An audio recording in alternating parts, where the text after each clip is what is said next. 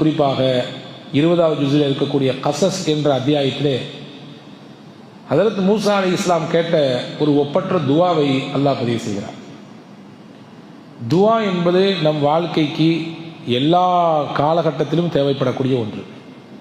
ஆனால் பழக்கத்தில் எப்படி ஆயிடுச்சு அப்படின்னா, நமக்கு என்ன தேவையோ அதை மட்டும் கேட்டுக்கிறது அப்படின்ற மாதிரியான ஒரு சூழலுக்கு துவா கொண்டு நிப்பாட்டிருக்கு. வியாபாரத்துக்கு சரக்கு எடுத்து போட்டிருக்கேன், ஓடவே மாட்டேங்குது, ஏதாவது துவா சொல்லுங்க அப்படின்றாங்க. பள்ளிக்கூடத்துக்கு போகிறான் பையன், ஆனால் படிக்கவே மாட்டேங்கிறான், ஏதாவது துவா சொல்லுங்க. ஒருத்தர் தான் என்னை கேட்டார், என் வீட்டுக்காரி என்ன சொல்லு பேச்சு கேட்கவே மாட்டேங்குது, என்ன சொன்னாலும் ஏதாவது துவா சொல்லுங்க, அந்த அம்மா என் சொல்லு பேச்சு கேட்கணும். அதாவது ஒரு குறுகிய வட்டத்திற்குள் நாம் ஒரு விஷயத்தை போட்டுவிட்டு அதை மட்டும் கேட்டுக்கொள்வது. ஆனால் அல்லாஹ் எப்படிப்பட்டவன்? ஃபஆலுன் லிமா யுரீத், நாடியதை தாராளமாக செய்யக்கூடியவன். இன்னல்லாஹ அலா குல்லி ஷைஇன் கதீர், அல்லாஹ் எல்லா வஸ்துக்கள் மீதும் சக்தி உள்ளவன் அல்லாஹ். எனவே அல்லாஹ்விடத்திலே கேட்கிற பொழுது விசாலமாக கேட்க வேண்டும். ஹஜ்ரத் மூசா அலைஹிஸ்ஸலாமுக்கு கடுமையான நெருக்கடியான சூழல். அவர்கள் இருந்த இடத்திலிருந்து ஒரு பிரச்சனையில் சும்மா பேச்சு வார்த்தை நடக்கும் பொழுது ஒருத்தர் அப்படி கை வைக்கிறாங்க, தட்டின ஒன்று அவர் கீழே விழுந்து இறந்தே போயிடுறாரு. இதுக்கு பின்னாடி அந்த கூட்டத்துக்காரர்கள் மூசா அலைஹிஸ்ஸலாமை தேடுகிறார்கள், எதுக்கு? பழிக்கு பழி வாங்கணும் அப்படின்னு. இப்போ ஹஜ்ரத் மூசா அலைஹிஸ்ஸலாம் அந்த நேரத்தில் தான் அங்கிருந்து அப்படியே வெளியே கிளம்பி வந்தார்கள். தாங்கள் வசித்த ஊரிலிருந்து இன்னொரு ஊருக்கு வந்தார்கள். அதுதான் மதியன் என்ற நகரம். அந்த நகரத்துக்கு வந்து நிற்கிறார்கள். யாருமே இல்லை, தெரிந்தவர்கள் கிடையாது, அறிமுகம் கிடையாது, தனக்கான இருப்பிடம் உறுதிப்படுத்தப்படவில்லை, அடுத்த வேளை சாப்பாடு என்ன தெரியாது, என்ன வேலை பார்க்க போகிறோம் தெரியாது, எதுவுமே தெரியாது, வந்து நிற்கிறாங்க. இந்த நேரத்தில் தான் மூசா அலைஹிஸ்ஸலாம் ஒரு துவா செய்தார்கள். என்ன துவா செய்தார்கள்? நான் ஏற்கனவே சொல்லியிருக்கேன். ஷுவைப் அலைஹிஸ்ஸலாமுடைய 2 பெண்மணி வந்தாங்க, தண்ணி இறைச்சி கொடுத்தாங்க மூசா அலைஹிஸ்ஸலாம். அந்த தண்ணி இறைத்து கொடுத்ததற்கு பிறகு ஒரு துவா செய்தார்கள். அந்த துவா தான் குர்ஆன் சொல்கிறது, இன்னி ரப்பி இன்னி லிமா அன்ஸல்த இலைய மின் கைரின் ஃபகீர், இறைவா இப்பொழுது நீ எனக்கு எந்த நலவை கொடுத்தாலும் அதன் பக்கம் நான் தேவையுள்ளவனாக இருக்கிறேன். ஏன்னா நான் இப்பொழுது எதுவும் இல்லாதவனாக நிற்கிறேன். நீ என்ன கொடுத்தாலும் இப்பொழுது அதற்கு நான் மிகவும் தேவையுடையவனாக இருக்கிறேன் என்று ஹஜ்ரத் மூசா அலைஹிஸ்ஸலாம் சொன்ன அந்த வார்த்தை குர்ஆனிலே பதிவாகி இருக்கிறது. அன்புக்குரியவர்களே, இந்த துவா இருக்கிறதே ரொம்பவும் ஜாமீமானியான துவா, அதாவது ரொம்ப அர்த்த புஷ்டியான துவா. எந்த நோக்கத்தில் இந்த துவாவை ஒருவர் ஓதுவாரோ அந்த நோக்கத்தை அல்லாஹ் நிறைவேற்றி தருவார். எந்த நோக்கமாக இருக்கட்டும், அவர் கல்வி சார்ந்து அல்லது தொழில் சார்ந்து குடும்பத்தினுடைய சிக்கல் சார்ந்து எந்த ஒரு பிரச்சனையிலும் இந்த துவாவை ஒருவர் மனதால் உறுதி கொண்டு அல்லாஹ் தருவான் விடுதலை என்ற எண்ணத்திலே ஓதினால் அல்லாஹ் அவருக்கு நிச்சயமாக வழிகாட்டுவான் என்று அறிஞர்கள் சொல்கிறார்கள். காரணம் என்னவென்றால், மூசா அலைஹிஸ்ஸலாம் இந்த துவாவை ஓதுனதுக்கு பின்னாடி முதல்ல என்ன செஞ்சான்னா ஒரு அறிமுகத்தை கொடுத்தான். யாருக்குமான அறிமுகம்? மூசா என்ற ஒரு தனிநபர் தான். இதுக்கு பின்னாடி அவர் நபி ஆக போறாங்க. மூசா அலைஹிஸ்ஸலாமுக்கும் அந்த ஊரிலே வசித்த ஷுஐப் என்ற நபிக்கும் இடையிலே ஒரு அறிமுகத்தை கொடுத்தான். அறிமுகம் கிடைச்சிது, அதுக்கு பின்னாடி வேலை கிடைச்சிது, அதுக்கு பின்னாடி தங்குறதுக்கு இடம் கிடைச்சிது, அதுக்கு பின்னாடி உணவு கிடைச்சிது, அதுக்கு பின்னாடி அவர்களுக்கு நிக்காஹ் ஆனது. ஷுஐப் அலைஹிஸ்ஸலாமுடைய பிள்ளையை நிக்காஹ் செஞ்சாங்க. இது எல்லாவற்றுக்கும் மேலாக ஹைலைட்டாக மூசா அலைஹிஸ்ஸலாம் இந்த துவா ஓதியதின் பரக்கத்து தான். அறிஞர்கள் சொல்கிறார்கள், இந்த துவா ஓதியதின் வெளிப்பாடாக அந்த மதியனிலிருந்து மறுபடியும் தங்க ஊருக்கு போகும்போது வரும்பொழுது மூசபுன்னு இம்ரானாக வந்தார், இம்ரானின் மகன் மூசாவாக வந்தார். இந்த ஊரை விட்டு அவர் மறுபடியும் போகும்போது மூசா ரசூலுல்லா கலீமுல்லாவாக போனார். அவர் ஒரு இறை தூதராக. மூசா அலைஹிஸ்ஸலாம் அல்லாஹ்வோடு பேசுவதற்கு வாய்ப்பை பெற்றார்கள். அல்லாஹ் வஹியை கொடுத்தான், தூதுத்துவத்தை கொடுத்தான். இந்த பெரிய பாக்கியம் எல்லாம், இந்த கிஃப்ட்டுகள் எல்லாம் எதனால கிடைச்சது அப்படின்னா மூசா அலைஹிஸ்ஸலாம் அவர்கள் ஓதிய இந்த துவாவினால் கிடைத்தது என்று அறிஞர்கள் முஃபஸ்ஸிர்கள் நமக்கு விளக்கி தருகிறார்கள். அன்புக்குரியவர்களே, குர்ஆன்ல நபிமார்கள் கேட்ட துவா என்று ஒரு பெரிய பட்டியல் இருக்கிறது. எந்தெந்த நபிமார்கள் எப்படி எல்லாம் துவா செஞ்சிருக்காங்க, அவர்கள் கஷ்ட காலத்தில் என்ன ஓதியிருக்கிறார்கள் நமக்கு எல்லாத்துக்கும் தெரியும். மீன் வயிற்றுக்குள்ளே ஒரு நபி இருந்தார்கள், அவர்கள் தான் சையதுனா யூனுஸ் அலைஹிஸ்ஸலாம். யூனுஸ் அலைஹிஸ்ஸலாம் மீன் வயிற்றுக்குள் இருக்கிற பொழுது ஓதிய துவாவை குர்ஆன் பதிவு செய்கிறது. லா இலாஹ இல்லா அன்த சுப்ஹானக இன்னி குன்து மினல் ஸாலிமீன். இந்த திக்ர் தான் கலிமா யூனுஸ் அலைஹிஸ்ஸலாம் ஓதிய வார்த்தை. அல்லாஹ் சொல்கிறான், இதை அவர் ஓதிக்கொண்டே இருந்தார் என்பதனால் தான் வயிற்றுக்குள்ளே இருந்த மீன் வயிற்றுக்குள்ளே இருந்த யூனுஸை நாம் வெளியே கொண்டு வந்தோம். ஃபலவுலா அன்னஹு கான மினல் முஸப்பிஹீன் லலபிஸ ஃபீ பத்னிஹி இலா யௌமி யுபாஸுன். அல்லாஹ் அருமையாக சொல்கிறான், அவர் மட்டும் அந்த கலிமாவை ஓதாமல் இருந்திருந்தால் உலக அழிவு நாள் வரை அந்த வயிற்றுக்குள்ளேயே அவர் இருந்திருப்பார் என்கிறார். அந்த துவா கேட்டதினால்தான், அந்த வார்த்தையை ஓதியதினால்தான் அவரை நாம் வெளியே கொண்டு வந்தோம் என்று சொல். இங்க இன்னொரு விளக்கத்தையும் சொல்றாங்க அறிஞர்கள். அந்த கஷ்டத்துல மட்டும் யூனுஸ் அலைஹிஸ்ஸலாம் கேட்கல. அந்த நேரம் பொதுவாகவே மனுஷனுடைய இயற்கை கஷ்டத்துல மட்டும் அல்லாஹ்வை பிடிச்சிக்குவான், நல்ல கட்டியமா பிடிச்சிக்கிறான். ஏதாவது சிரமம் நெருக்கடினா அல்லாஹ்வை பிடிச்சி அல்லாஹ் அப்படின்னு உருகுறான். ஆனா மகிழ்ச்சியா சந்தோஷமா இருக்கும் பொழுது அப்படி கொஞ்சம் கண்டு காணாம அப்படி இப்படி துவா கேட்கறதுல ஒரு விதமான அசட்டை வந்து விடுது இல்லையா? அதற்கு யூனுஸ் அலைஹிஸ்ஸலாமை பற்றி அல்லாஹ் சொல்லுகிறான், ஃபலவுலா அன்னஹு கான மினல் முஸப்பிஹீன். யூனுஸ் இருக்கிறாரே, அவர் இப்பொழுதும் சரி இதற்கு முன்பும் சரி அல்லாஹ்வை தஸ்பீஹ் செய்பவராக இருந்தார். அவர் தஸ்பீஹ் செய்து செய்து எந்த அளவுக்கு அறிமுகமாகிவிட்டது என்றால், இவருடைய குரல் மலக்குமார்களுக்கெல்லாம் பிரபலமாயிடுச்சு. மலக்குமார்களுக்கெல்லாம் ரொம்ப அறிமுகமானதாகிட்டார். நெருக்கடியில் இவர் சொன்ன இந்த வார்த்தையை கேட்ட மலக்குகள் அல்லாஹ்விட சொன்னாங்களாம், யா அல்லாஹ், எங்கேயோ கேட்ட குரலா இருக்குதே, திரும்ப திரும்ப அலைக்கோச வருதே, நமக்கு பரிச்சயமான குரலாக தெரிகிறதே, என்னவென்று கேள் யா அல்லாஹ். அவருக்கு என்ன கஷ்டமோ என்ன சிரமமோ தெரியவில்லை, உன்னை அழைத்துக் கொண்டே இருக்கிறார், அறிமுகமான குரலாக தெரிகிறது, பதில் சொல்லு அல்லாஹ் என்று மலக்குகள் சொல்ல அல்லாஹ் பதில் கொடுத்தான். பதில் கொடுத்ததின் வெளிப்பாடுதான் வயிற்றிலிருந்து வெளியே வந்தார்கள். இப்போ முன்னாடியே கேட்டு கேட்டு அல்லாஹ்வை தஸ்பீஹ் செய்து செய்து அவரின் குரல் மலக்குமார்களுக்கு அறிமுகமாகும் அளவிற்கு அல்லாஹ்வை அழைத்திருக்கிறார். அப்படின்னா என்ன புரியுது தெரியுமா? நம்ம ஒரு குறுகிய நேரத்தில் மட்டும் அல்லாஹ்ட்ட கேட்கக்கூடாது, எப்போதுமே கேட்கணும், எல்லா நேரமும் கேட்கணும். அடுத்து ஒரு சம்பவம் சொல்றேன் கேளுங்க.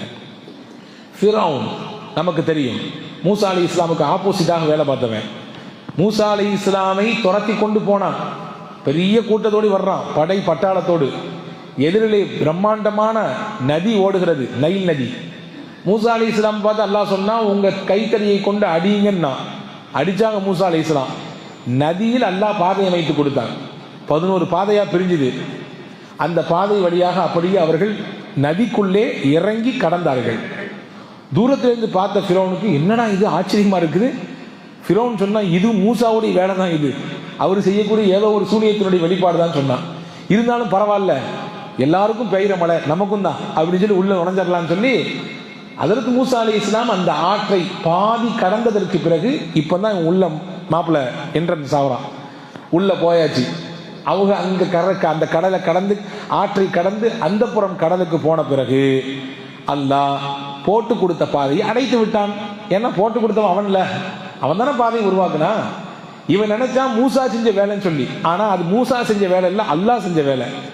பாதையை அடைத்து விட்டான். அடைத்த பொழுது புரிந்து விட்டது, ஆகா விவகாரமா வந்து மாட்டிக்கிட்டோமே, யா அல்லாஹ் என்னை மன்னிச்சது, மூசாவின் ஹாரூனின் ரப்பே உன்னை நான் ஏற்றுக்கொள்கிறேன், என்னை காப்பாற்று என்றான்.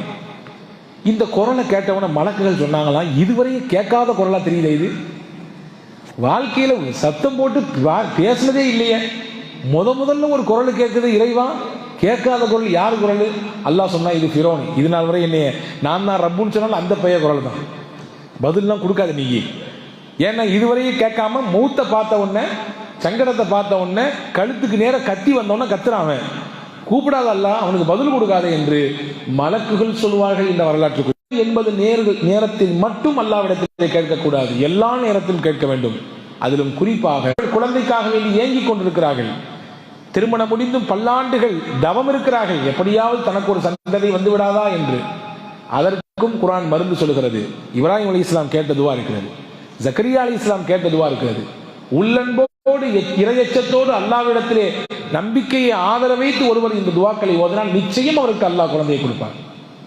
ரப்பி ஹப்லி மினஸ் சாலிஹீன், ஹஜ்ரத் இப்ராஹிம் அலைஹிஸ்ஸலாம் கேட்ட துவா, யா அல்லாஹ் எனக்கு சாலிகான புள்ளையை கொடுறா ரப்பேன்னு கேட்டாங்க. ஹஜ்ரத் ஜக்கரியா அலைஹிஸ்ஸலாம் கேட்டார்கள், ரப்பி லா ததர்னி ஃபர்தன் வ அன்த கைருல் வாரிதீன், இறைவா என்னை தனியா ஆக்கிராத.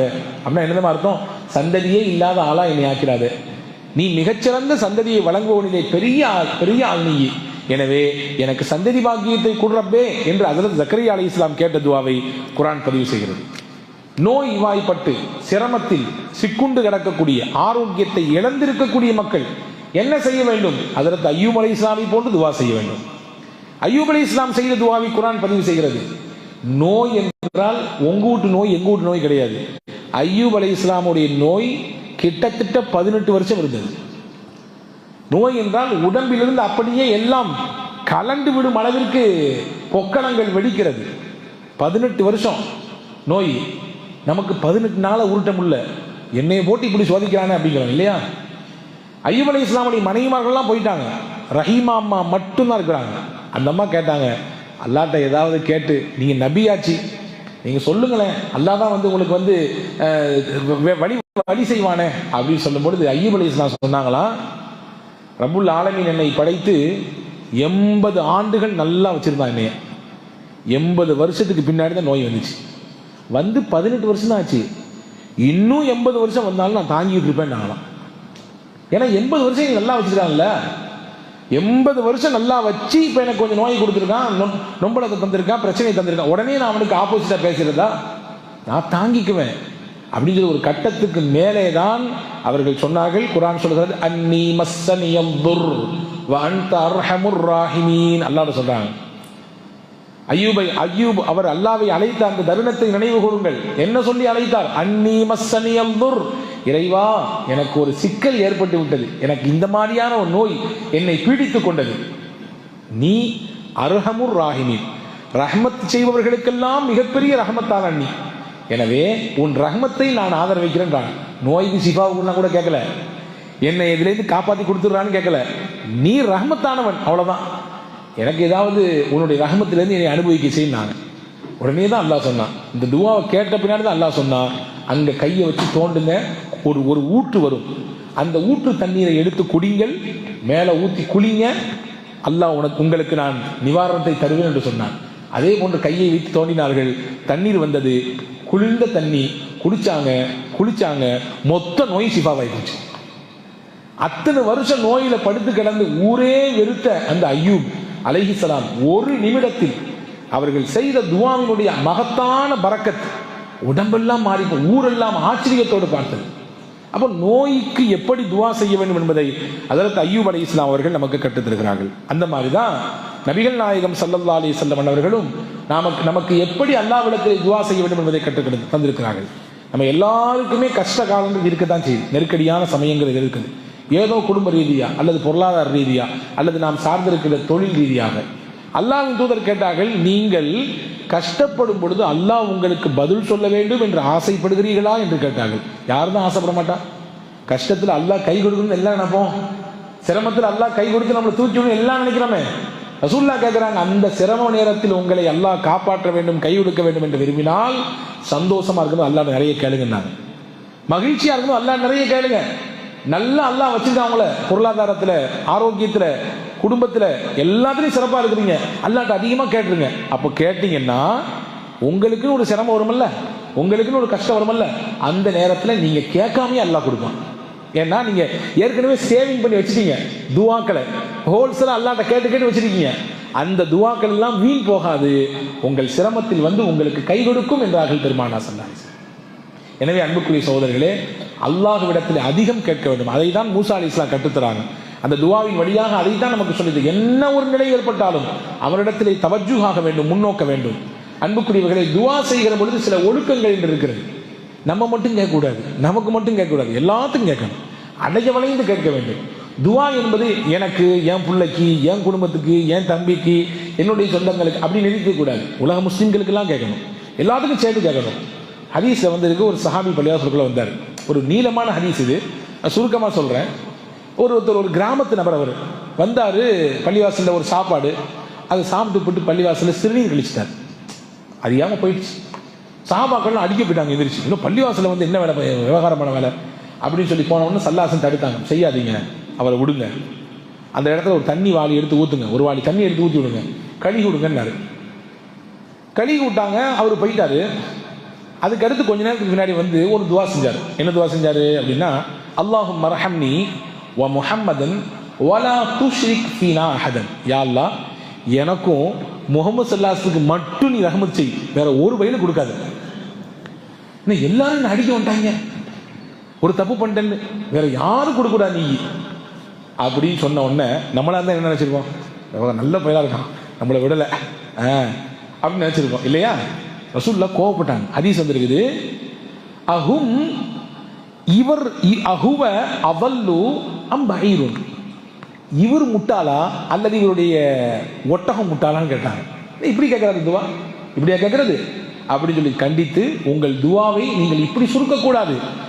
காரணம் அல்லாஹ் விசாலமானவன், அவன்கிட்ட போய் சுருக்கி கேட்கலாமா? நீங்க எனக்கு மட்டும் கொடு, ரசூலுல்லாஹ்க்கு மட்டும் கொடு, இது தப்பாச்ச.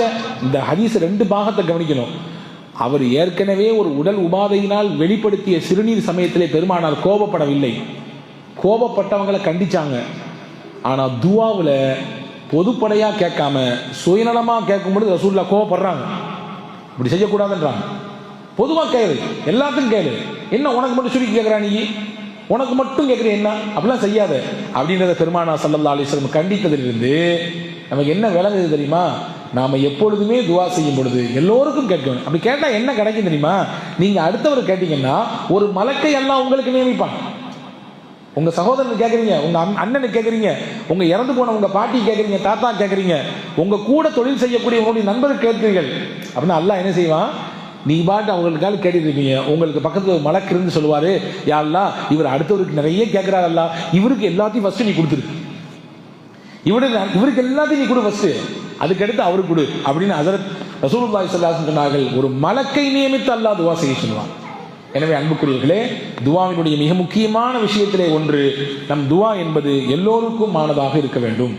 அல்லாஹ்விடத்திலே அதிகமாக கேட்க வேண்டும். சந்தர்ப்பம் கிடைக்கிற பொழுதெல்லாம் கேட்பதற்கு நமக்கு நபிமார்கள் கற்றுத்தருகிறார்கள், குர்ஆன் கற்றுத்தருகிறது, நபிகள் நாயகம் ஸல்லல்லாஹு அலைஹி வஸல்லம் கற்றுத்தருகிறார்கள். அதிலும் குறிப்பாக இந்த ரமதான் போன்ற புனிதமான நாட்களிலே, இது துவாவுக்கென்றே உரிய மாதம், இது இரவில் கேட்க வேண்டும். இரவினுடைய மத்திய பகுதியிலே அமைதியாக இருக்கக்கூடிய அந்த ஒரு ஒரு ஒரு ஒரு விதமான அந்த இருள் சூழ்ந்து இருக்கக்கூடிய இடத்திலே அமர்ந்து அல்லாஹ்விடத்திலே கண்ணீர் விட வேண்டும், அல்லாஹ்விடத்திலே கையேந்த வேண்டும். துவான்னு சொன்னதுனால ஒரு நினைப்பு வருது எனக்கு.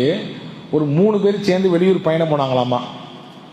பயணம் இந்த மாதிரி நோன்பு சமையாது, நோன்பு திறக்க உட்காரணும். எப்பா யாராவது ஒருத்தர் துவா செய்ய நம்ம ஆமீன் சொல்லலாம் அப்படின்னு சொல்ல ஒருத்தர் உட்கார்ந்து யா அல்லாஹ் எனக்கு அதை கொடு இதை கொடு எல்லாத்தையும் கேட்டு கடைசியில் சொன்னாராம், இறைவா நாங்கள் இந்த உட்கார்ந்துருக்க அந்த ஹால் ஃபுல்லாக எனக்கு வந்து தங்கமாக கொடுத்துரு அப்படின்னாரு ஒருத்தர்.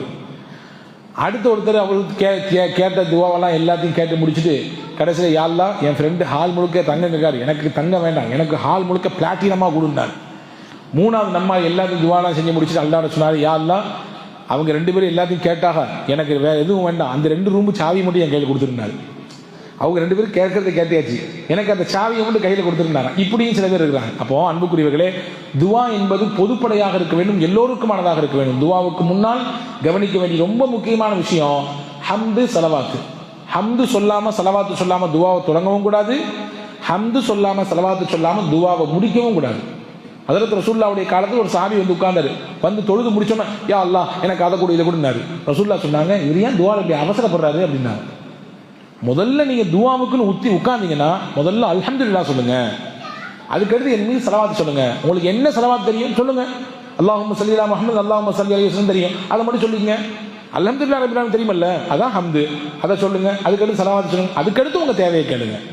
தேவையை கேட்டு முடிக்கிறீங்கன்னா முடிக்கும் பொழுது அதற்கடுத்து முடிக்கிற நேரத்தில் என் மீது சலவாத்து சொல்லுங்கள், அதே போன்று ஹம்து சொல்லி முடியுங்கள், அல்லாஹ்வை புகழ்ந்து முடியுங்கள். இப்படி முடித்தால் ஆரம்பத்திலையும் கடைசிலையும் அல்லாஹ்வின் புகழும் அருமை நாயகத்தினுடைய சலவாத்தும் இருப்பதினாலே உங்கள் துவாவுக்கு வெயிட் கூடுது, உங்கள் துவாவினுடைய கபூலியத்துக்கு அங்கீகாரத்திற்கு அது மிக தகுதியாக மாறுகிறது. அப்படி செய்ய தவறினால் அது மௌகூஃப் ஆகிவிடும். மௌகூஃப்னா என்ன? வானத்துக்கும் பூமிக்கும் இடையில நிற்கும், எப்போ ஏற்றுக்கொள்ளப்படும் தெரியாது. எனவே பெருமானார் ஸல்லல்லாஹு அலைஹி வஸல்லம் இந்த விஷயத்தை பின்பற்றுங்கள் என்று சொல்லியிருந்தார்கள். இப்படி நிறைய விஷயங்கள் துவாவில் இருக்கிறது. ஒன்றை மட்டும் உறுதியாக நம்பிக்கொள்ளுங்கள், அல்லாஹ் உங்கள் துவாவை கண்டிப்பாக ஏற்பான் என்ற நம்பிக்கையில் கேளுங்கள். அந்த நம்பிக்கை வேணும். என் துவாவை ஏற்காம வேற யார் துவாவை அல்லாஹ் ஏற்றுக்கொள்ள போறான்? சும்மா ஏதோ ஏனோதானோ எங்கேயோ கிரமத்தை வச்சுட்டு நம்ம எல்லாம் துவாச்சுதான் இல்லை அப்படின்ற மாதிரி நினைச்சோம்னா போச்சு.